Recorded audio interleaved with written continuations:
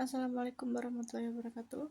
Perkenalkan, nama saya Suruni Nadifa Alfitri dengan NIM akhir 149 dari kelas D Peradaban Islam Perbankan Syariah. Di sini saya akan menjelaskan materi 6 tentang peradaban Islam masa dinasti Abbasiyah sebagai tugas UTS pada mata kuliah peradaban Islam.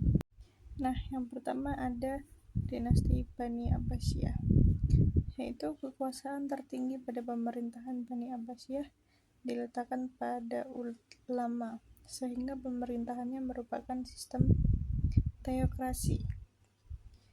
Yang kedua, dalam hal pengangkatan putra mahkota, Bani Abbasiyah meniru sistem yang dilaksanakan oleh Bani Umayyah, yakni menetapkan dua atau putra sebagai pengganti pendahulunya.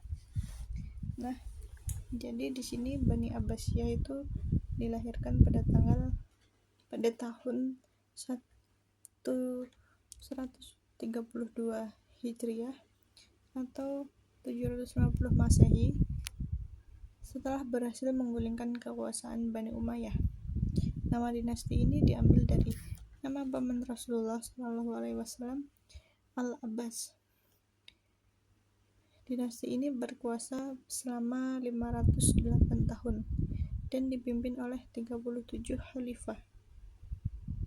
Masa paling gemilang dan populer terjadi pada era pemerintahan Khalifah Harun al-Rasyid dan putranya Al-Ma'mun. Secara sistem pemerintahan, kekuasaan tertinggi diletakkan pada kaum ulama, menjadikan sistem mereka sebagai teokrasi. Selanjutnya ada politik pada periode pertama dalam peradaban Islam masa Bani Abbasiyah. Jadi, periode pertama politik dinasti Abbasiyah berlangsung dari tahun 750 hingga 845 Masehi, ditandai dengan kuatnya pengaruh Persia. Secara politis, para khalifah yang memegang kekuasaan tertinggi masih berasal dari turunan Arab, yaitu Arab murni. Namun dalam struktur pemerintahan sehari-hari terjadi pergeseran kekuasaan yang signifikan. Posisi-posisi kunci seperti menteri, gubernur, panglima, dan pegawai lainnya banyak diangkat dari golongan Mawali dan Persia. Bahkan menteri turunan Persia diberi hak penuh dalam menjalankan pemerintahan. Pusat kegiatan politik, ekonomi, sosial, dan kebudayaan negara berpusat di kota Baghdad yang menjadi ibu kota. Masa ini dikenal sebagai masa keemasan karena politik Abbasiyah sangat menjunjung tinggi nilai intelektual atau ilmu pengetahuan dipandang sebagai sesuatu yang sangat penting dan mulia, dan kebebasan berpikir sebagai hak asasi manusia diakui sepenuhnya. Selanjutnya ada politik pada periode kedua, ketiga, dan keempat. Yang kedua, pada 847 hingga 944 Masehi, peran dan dominasi Turki, yaitu pada periode ini didominasikan oleh pengaruh bangsa Turki, berbeda dengan periode pertama di mana periode mendominasi jabatan sipil. Pada periode kedua, orang-orang Turki memegang kendali atas kekuatan militer. Para khalifah mulai kehilangan kekuasaan efektif, mereka yang menjadi boneka di bawah pengaruh para pemimpin militer Turki. Nah, dampaknya kekuatan militer pusat menurun dan menjadi banyak kekacauan politik. Ciri khas pada periode kedua ini adalah pemerintahan sentral yang melemah, munculnya negara-negara kecil atau kerajaan-kerajaan kecil, dan perlombaan pembangunan kota. Selanjutnya, pada periode 3, 944 hingga 1000 375 Masehi, yaitu dominasi Bani Buwayhi atau Persia. Periode ketiga ditandai dengan kembalinya pengaruh Persia melalui dinasti Bani Buwayhi, yaitu Bani Buwayhi, sebuah dinasti Syiah yang berhasil menduduki Baghdad. Invasi ini semakin memperparah kondisi politik Abbasiyah. Kemudian dalam periode ketiga ini menjadi hilangnya otoritas khalifah. Khalifah sepenuhnya berada di bawah tekanan dan kekuasaan pemimpin Buwayhi. Meskipun Buwayhi tidak menghapus jabatan khalifah atau untuk menjaga legitimasi agama, mereka mengambil alih semua urusan pemerintahan, militer, dan keuangan. Khalifah Abbasiyah hanya berfungsi sebagai pemimpin simbolis keagamaan. Selanjutnya pada periode keempat 1075 hingga 1258 Masehi, yaitu dominasi Turki Bani Saljuk. Pada periode keempat ini, kekuasaan Buwayhi digulingkan oleh Turki Bani Saljuk atau dinasti Sunni.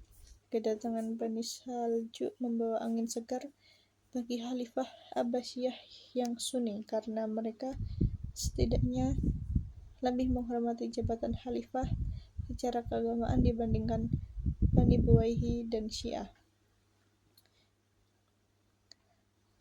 Lalu pada periode keempat ini menjadi pembagian kekuasaan.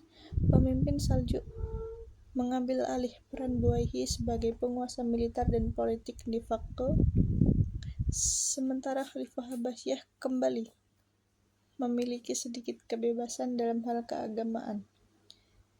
Gelar Sultan digunakan oleh pemimpin Saljuk sebagai penguasa duniawi. Meskipun politik sentral goyah, sepanjang periode 2, 3, dan 4, para khalifah dan penguasa regional tetap berlomba-lomba untuk memajukan ilmu pengetahuan. Jadi kesimpulannya, politik 3 periode akhir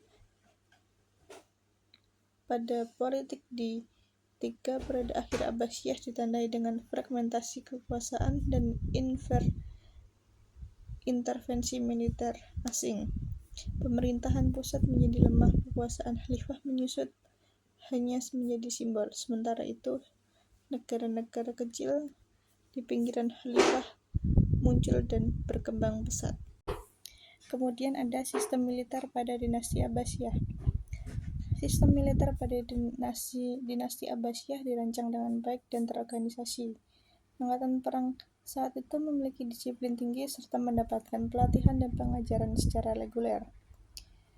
Nah, kemudian ada organisasi militer diatur sebagai Dewan Al-Jun, angkatan perang secara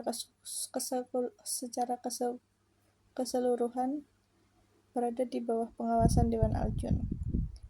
Lalu ada pasukan pengawal khalifah atau Hams. Pasukan ini adalah satu-satunya pasukan yang tetap bertugas mengepali sekelompok pasukan. Kemudian ada pasukan tetap atau Murtazikah. Pasukan ini adalah yang bertugas aktif dan mendapatkan gaji atau profesional. Selanjutnya ada pasukan sukarelawan atau mutatawiyah. Selain pasukan profesional, terdapat juga pasukan yang berasal dari sukarelawan. Secara keseluruhan, sistem militer Abbasiyah menunjukkan adanya profesionalisasi dan struktur yang jelas, dengan adanya badan pengelola Dewan Al-Jun dan pembagian jenis pasukan berdasarkan status dan tugasnya, yang tetap dan profesional dan relawan. Selanjutnya yang terakhir ada faktor internal penyebab kemunduran dinasti Abbasiyah. Nah, faktor internal adalah masalah yang berasal dari dalam struktur pemerintahan dan masyarakat Abbasiyah sendiri, yang secara bertahap melemahkan dinasti tersebut dari waktu ke waktu. Yang pertama ada kemewahan hidup di kalangan penguasa. Para khalifah dan pejabat tinggi mulai hidup dalam kemewahan yang berlebihan. Kemudian ada perebutan kekuasaan antara keluarga Bani Abbasiyah. Terjadi konflik dan intrik internal di antara anggota keluarga Abbasiyah untuk merebutkan posisi khalifah atau posisi penting lainnya. Kemudian ada konflik keagamaan atau Sunni Syiah. Meskipun dinasti ini berideologi Sunni, konflik ideologis yang mendalam antara kelompok Sunni dan Syiah terus menjadi sumber ketidakstabilan di dalam wilayah kekuasaan mereka. Kemudian yang terakhir ada luasnya wilayah kekuasaan dan lemahnya ekonomi. Meskipun wilayah kekuasaan pada awalnya sangat luas, wilayah yang besar ini menjadi sulit dikendalikan oleh pemerintahan pusat. Ditambah lagi dengan masalah ekonomi internal, kemungkinan akibat korupsi dan pemborosan di istana, semakin melemahkan kemampuan Baghdad untuk mempertahankan kontrol dan membiayai militer secara administrasi di daerah-daerah. Faktor ini bekerja secara simultan dan menggerogoti fondasi dinasti Abbasiyah dari dalam, dan yang menjadikan rentan terhadap tekanan serangan dari luar. Mungkin itu saja yang bisa saya sampaikan pada materi 6 tentang peradaban Islam pada masa Bani Abbasiyah sebagai tugas UTS peradaban Islam. Kurang lebihnya mohon maaf. Billahi taufiq wal hidayah. Wassalamualaikum warahmatullahi wabarakatuh.